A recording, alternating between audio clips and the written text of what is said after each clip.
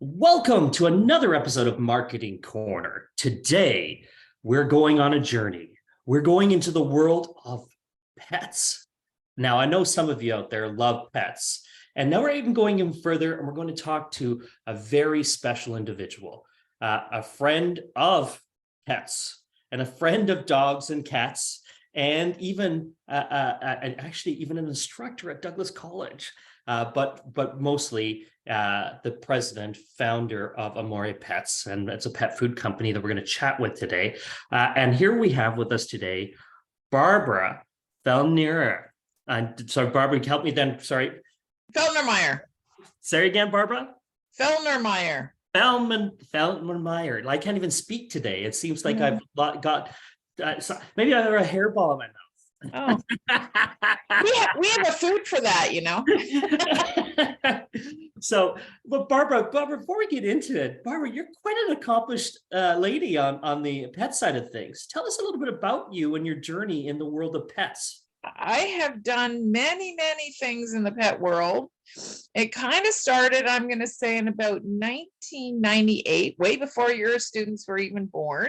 Yep. I was approached by the city of Vancouver to take on a consulting job.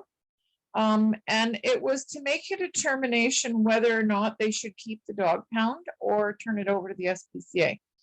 So I started there on April the 5th of 1998 and ended up staying and taking on the job as the manager. I left about 4 years later.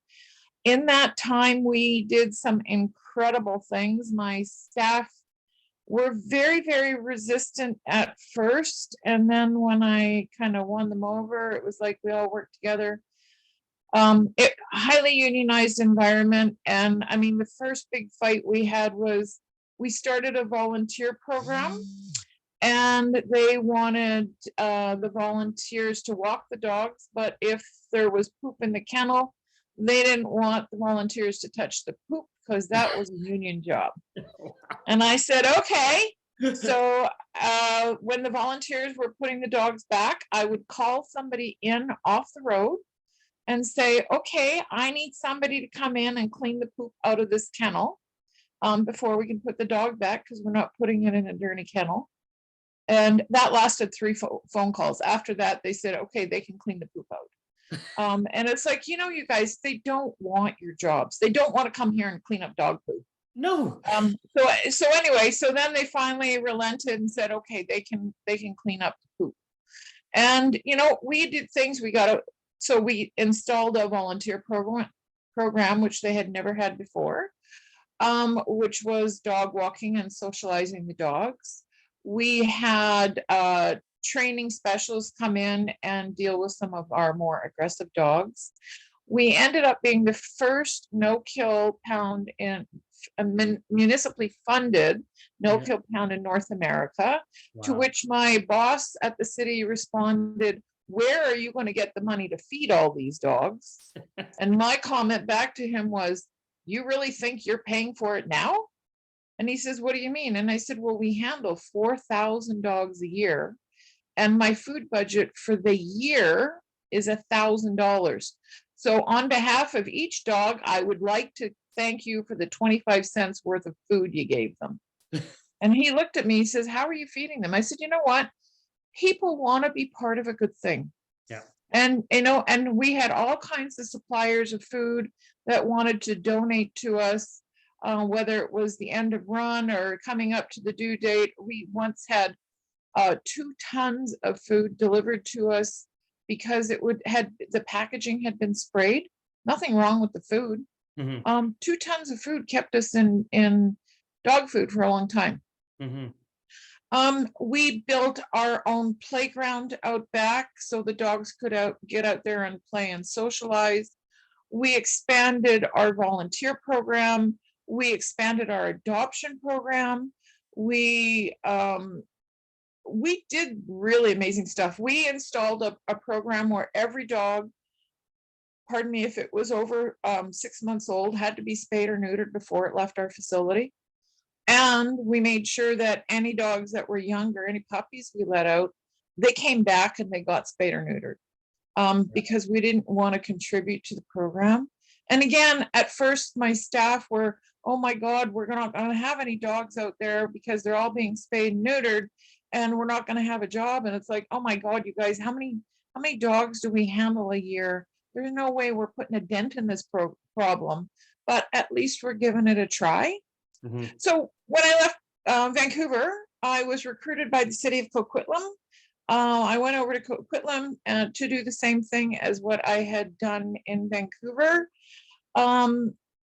It was disastrous results in that I had a boss that was a control freak, Mhm. and she wanted me to do everything her way.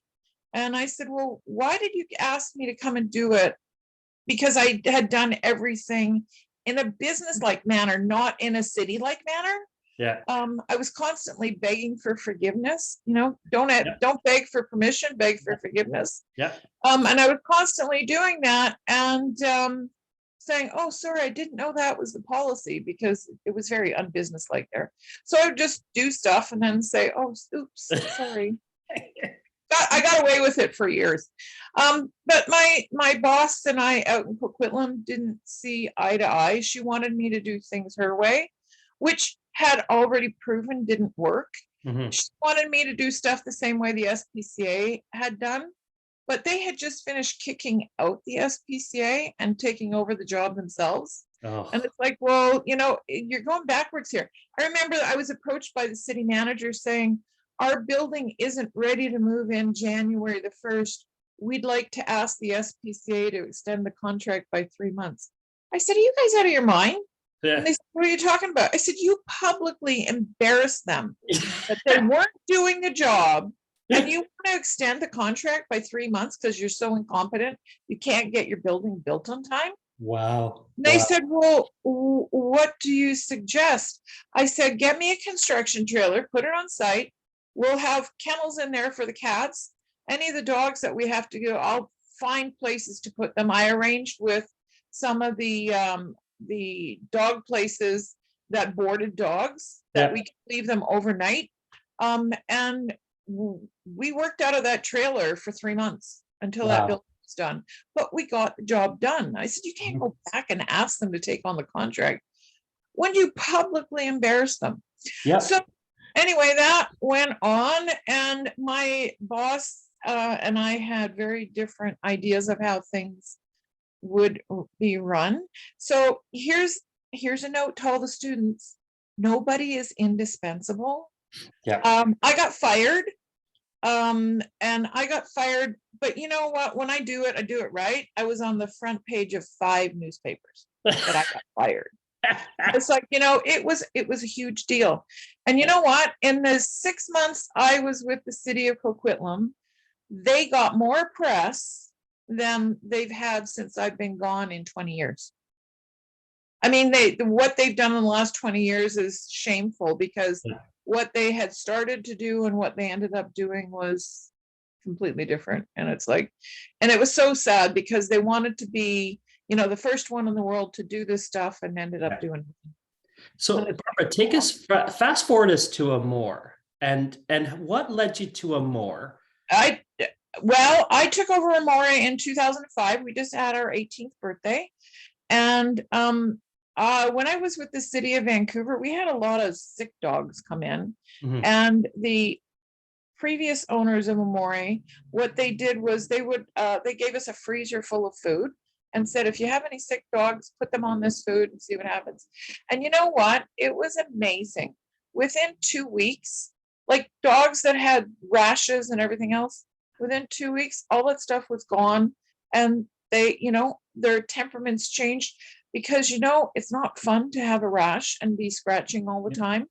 It's very irritable, and you get very irritable. Same with dogs, right? So it just changed their whole temperament and made them adoptable. And all these medical issues we had, rashes, ear infections, allergies,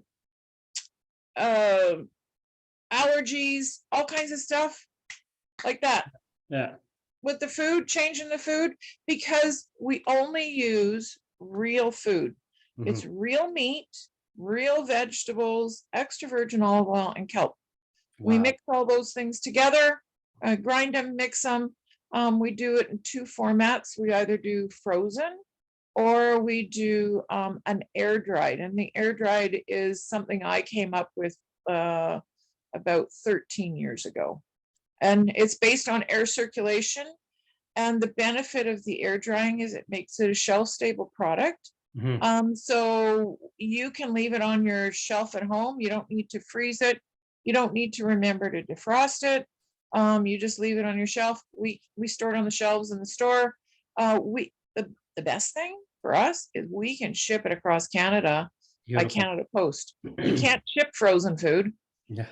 And if you do ship frozen food, it's very, very expensive. Yeah. So we just ship it as any other regular parcel. And we've got customers coast to coast to coast, like right from Tofino all the way to Newfoundland and up in the Yukon and the Northwest Territories. None of it. I mean, we've got customers all over the place that are buying our food.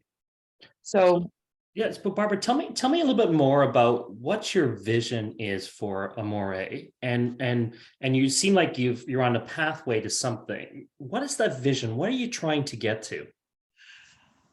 we're trying to be the preferred food for people who care about their dogs and want their dogs to live their best life, Yeah. right? No allergies and lots of energy and they're not being bothered by itchy skin or whatever. They don't have bad breath. I mean, I'll tell you, you don't want to snuggle with a dog that has bad breath or body odor. You know that wet dog smell? Yeah. Everybody, our dogs don't have wet dog smell because that wet dog smell comes from their gut. Yep. And it's rotting food. And it's like, who wants to sleep next to that or have that sit on your lap? I mean, my dog, he can put his face right in my face. I don't smell his breath at all because he doesn't stink. And you know what? The first thing people always tell me is the poop doesn't stink.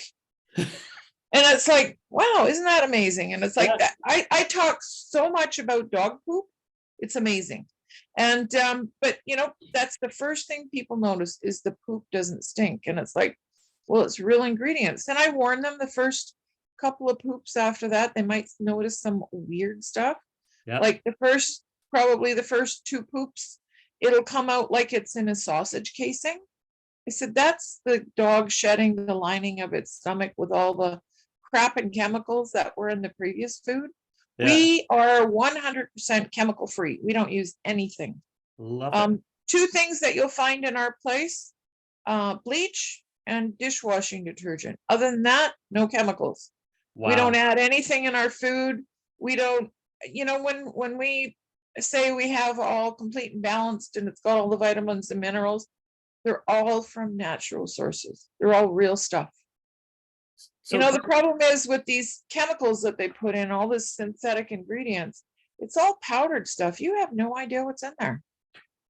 Right? I mean, if you think back to 2007 with the melamine scare, and they were putting that in baby food. Oh God. Ground up kitchen counters in baby food.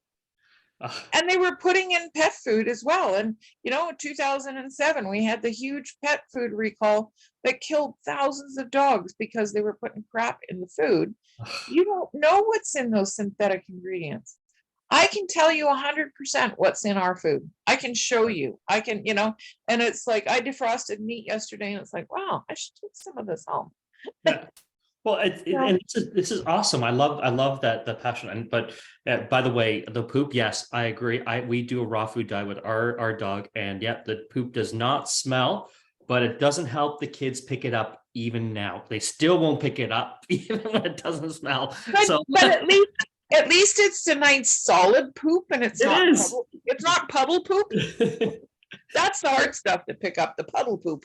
So, Barbara, we're talking about, we've got really kind of two customers that you're kind of serving right here. And, we've got this national customer with the dry food raw element that you're able to ship across the country.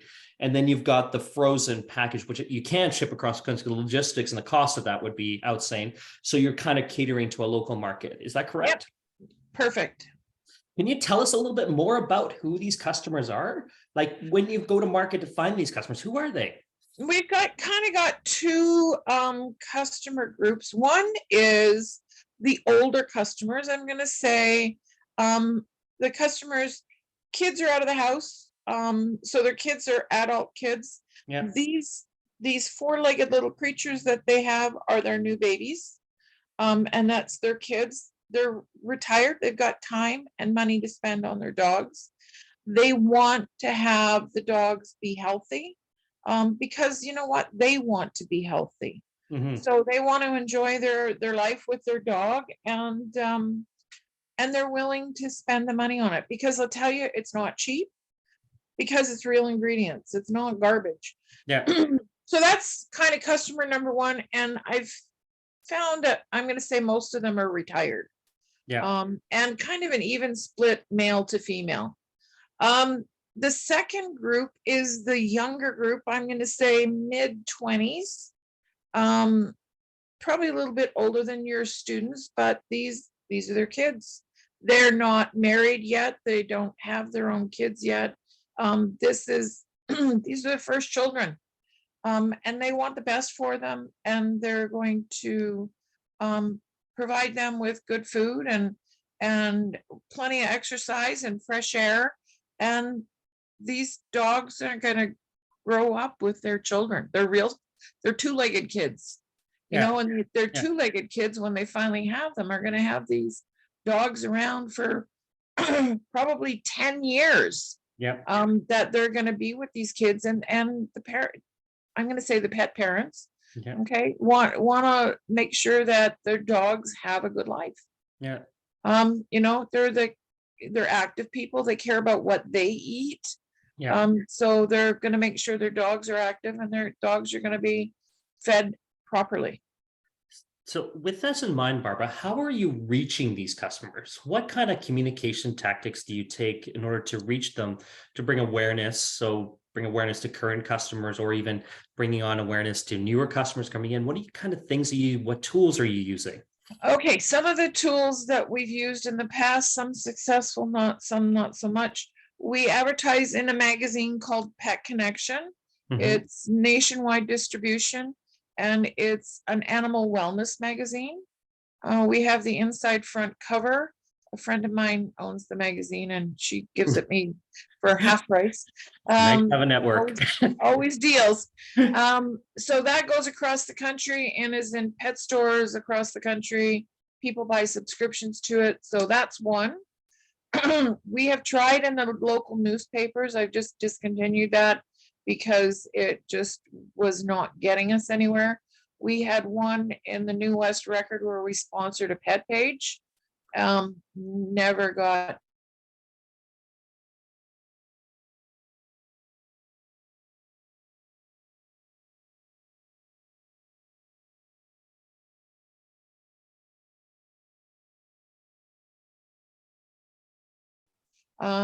We participated a couple weeks ago in Hats Off Day in Burnaby, Mhm. where it's an appreciation event for our customers. You know, and there were like 50,000 people on Hastings Street walking around, a Yeah. lot of them with dogs. So we opened up our doors and gave all kinds of treats out to the dogs. We had a gift basket that we raffled off, and through that we collected some email addresses. So we're going to send them a thank you letter for coming and visiting us and giving them a 10% off on their next visit. We have Facebook page, we have a website, an online store, we have Instagram, we have, what else do we have? The whole gamut. Yeah, we've got everything. So, Yeah, and it's, you know, one of the responses that we heard a lot of during the Hats Off Day is, oh, we didn't even know you were here. mhm. And it's it's hard to be visible. Yeah. We have a big 4 foot by 8 foot god awful yellow with black writing saying free treats with Yeah. prints on it to Yeah. try to attract attention of people driving down Hastings Street. Yeah. We have a signboard on the sidewalk, again, with the free treats. My inspiration for doing the free treats Yeah. was to get people in the store, but also to make sure that people see how much their dogs love the food, Yeah. so that they know if they're going to eat it in the store, they're going to love it when they get home. I Yeah. hear all the time about people, oh, I don't want to buy a bag of food because I don't know if my dog's going to like it. Yeah. Well, we're going to make sure that your dog likes it. Bring your dog in and, test everything out, because Yeah. they're always saying, oh man, I bought this bag of dog food from such and such and opened it up. My dog didn't like it. And what do you do with it? It's an Yeah. open bag of food. The store won't take it back. So you end up, and the SPCA won't take it because it's open. So What? you end up, nope, they end up throwing it out. So that's one of the things I'm actually going to work on this summer is Yeah. putting together a program for people who have lost their dogs and have part bags of food and have, dog beds and coats and leashes and collars and stuff that they want to get rid of, and setting that up that people can bring it into us, and we'll open once a week. We'll let whoever Yeah. needs stuff come and get it. Yeah. And it's free, and we'll just offer it as a service. So that's something that we'd like to do for the people, all people. It doesn't have to Yeah. even have to be in our area. So The nice thing about Hats Off Day was when we collected those names and email addresses, they're all local. so So Barbara, we know that there are people in our area. so I love that. And so we've got a number of different avenues that we've got the local traffic that's walking by. Can we just lean over to the digital side? And you said you're nationwide. What are some of your challenges with we've heard what some of the challenges are with the in-store element, the walk-by traffic element. What are some of the challenges in reaching a national market? Because you've got a great product. You're a wonderful person. Like, the story is amazing. Where's the challenges in reaching that larger market and across the national Canada? Getting people to click on our website, Okay. It's like, how do you get people, how do we drive traffic to our website? Mhm. Actually, I just got notified this morning that we are on a list. There's this lady in the state who's a big food advocate, Susan Thixton, Yeah. and we're on her preferred food list of it. She calls it the foods I'd feed my own dog. Yeah.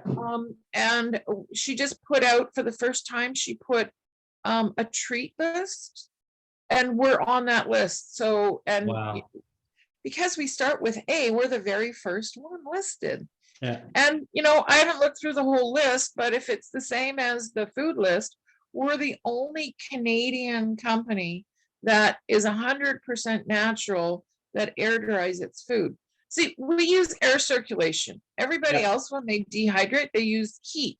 Well, Yeah. when you use heat, you destroy a bunch of vitamins and minerals Yeah. because they can't withstand the heat. And take it. So Yeah. all we do is using wind, it's a Yeah. bunch of big fans, is we take the water out like that, and the water comes out perfectly crystal clear.